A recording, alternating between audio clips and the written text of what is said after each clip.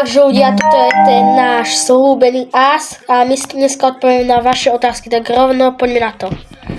Že prvá otázka, si good youtuber, odpoveď je áno som, ok, ideme na druhú otázku.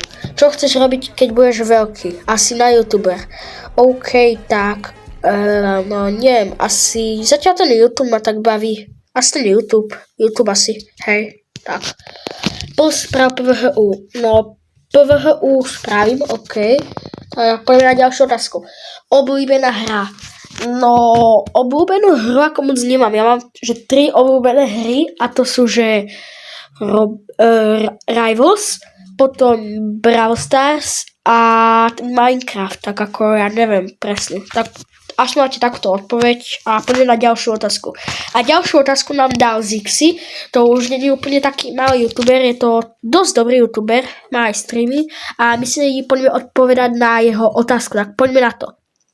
Napísal mi, baví ťa YouTube a odpoveď je áno, veľmi baví, veľmi, že ako teraz aj neviem, koľko tá otázka to bola, že som vravel, že sa chcem tomu YouTube aj venovať, tak to je asi všetko a poďme na to. Si good youtuber, kto sa ti páčil alebo kto sa ti páči teraz? A druhá otázka je, si na youtuber, čo chceš robiť, keď veľký, ok? A tá tretia otázka je, do koho aktuálne si nemôžeš povedať do nikoho. Tak môžeme skombinovať tú tretiu otázku s tou prvou. Tak poďme na to, no do nikoho zatiaľ ako. Ale zatiaľ nie. Ale bol som, musím povedať. Nechcem klamať. A toto bude z tohto krátkeho videjka, z tohto asku, asi všetko. A ak tu dáte 20 lajkov tak bude diel 2.